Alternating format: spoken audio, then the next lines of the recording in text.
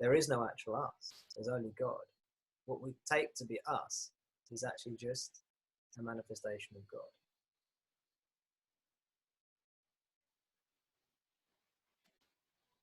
I remember telling one of the people who are here on this call today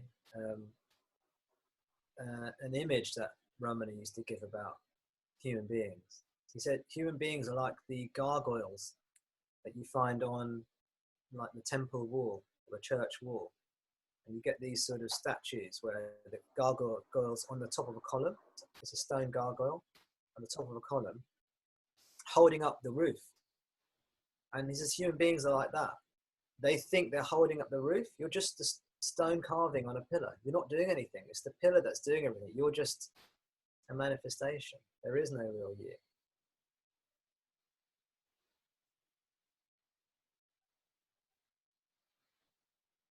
When you investigate who are you, what are you, where is this individual that's got all these problems, you'll find there's no center. You can't find any center.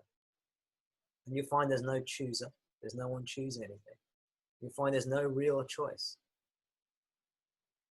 It's like if you're a drop of water and you're dropped at the top of a mountain and you flow down the mountain and then merge with the river, and eventually the river gets bigger and bigger and eventually merge with the sea.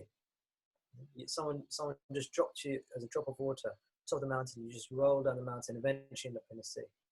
And sometimes you're going to go left, and sometimes you're going to go right, and sometimes you're going to go straight down, sometimes you're going to meander around. Okay. Now you think, if you think you're an individual, you think, oh, now I'm choosing what to do. Now I'm choosing to go left. I'm choosing to go right. I'm now choosing to go straight down. The drop of water has no choice. It's just being propelled by the forces around it. In the same way, we're plummeting, hurtling through life, completely at the mercy of the forces that have brought us here and that are guiding us. We could say the forces of nature. We could say the genetic forces, the environmental forces. Or we can just say by God. Depending if you want to take a more scientific view or you have a more theological vocabulary. It doesn't make a difference in this teaching.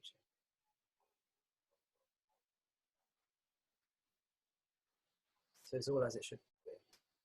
And we can just relax knowing that. We don't know what's going to happen tomorrow.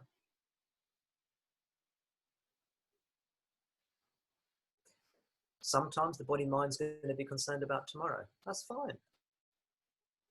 It's more than fine. It's normal. The body-mind will naturally be concerned about future occurrences when it needs to be. So that's fine.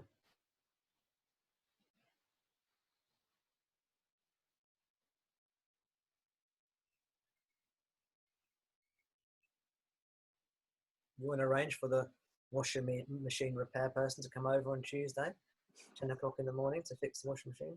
That's fine. That's good. That's proper. That's not liberating. That's a practical thing.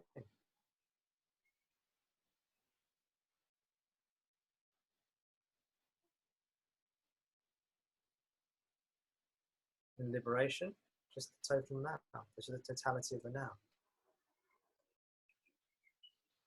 Nowhere to go, nothing to do, nothing in particular to see.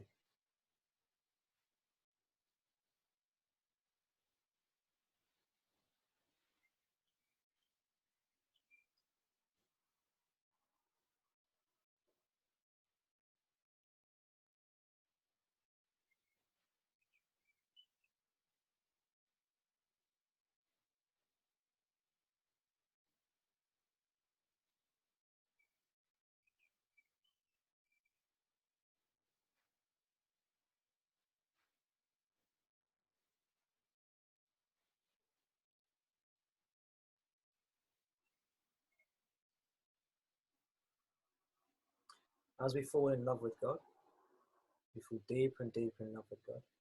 Sometimes that love comes easily. Sometimes it comes less easily. It doesn't matter. we fall in love, we feel happy. We feel happy because we have found our divine love. We found what our hearts are looking for, we become happy.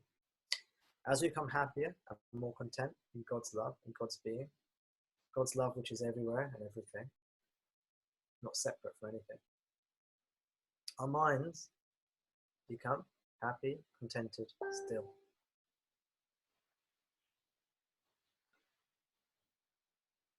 As our minds become happy, contented, still, that love transmutes and evolves and develops into profound stillness.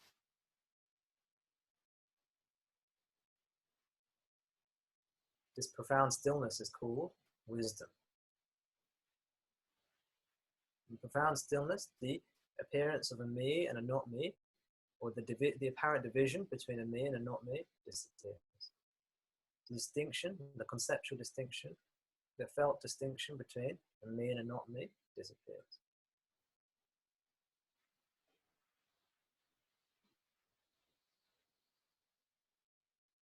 And the wisdom and clarity of non-duality naturally dawns, naturally arises. When the belief in a me, the duality arises again, then our love for God arises too.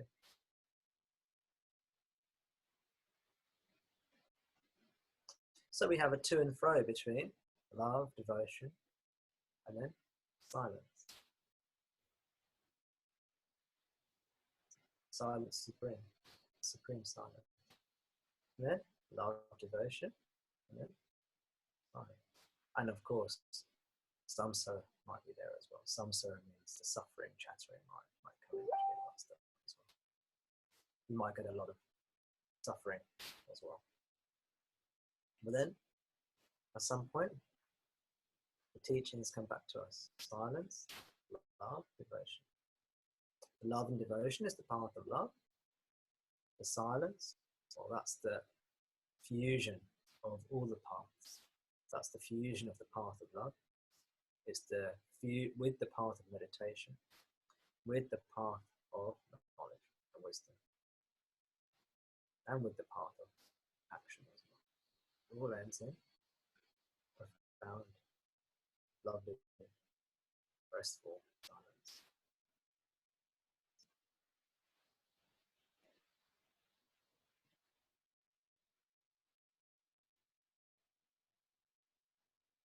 So Muruggana was one of the foremost disciples of Brahma.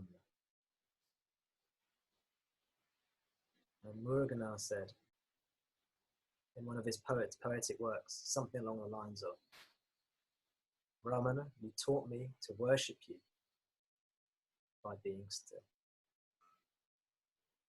You taught me to worship you as the stillness in my heart.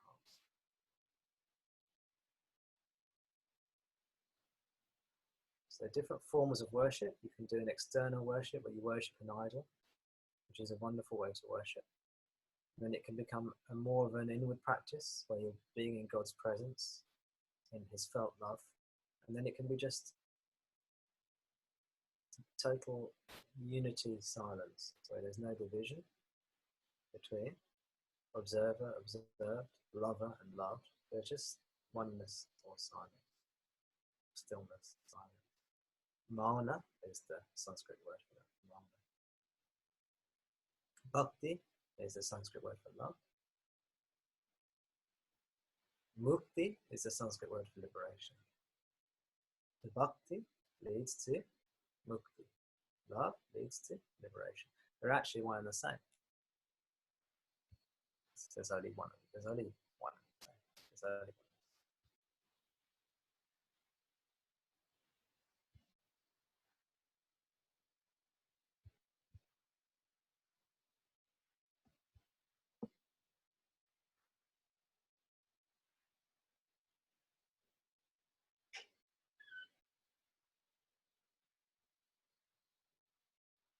When you fall asleep into deep sleep, you naturally become one with God, because all the clouding thoughts disappear, and then there's just unconscious bliss. but it's unconscious. Whereas when we fall in love with God in the waking state, the same bliss is experienced, but it's conscious. It feels restful, effortless, happy, feels natural, feels right. And when it doesn't feel right, you just let go of it. You don't need to force it. You don't need to artificially create it. Although you can do that too. For some people, at the beginning especially if you've got lots of negativity, you might need to artificially create it. But then that becomes something quite contrived. It doesn't feel natural. You find your way there. If you have a resonance with the path of love, you'll find the way. It will find you. It will show you the way. He will show you the way. God will show you the way.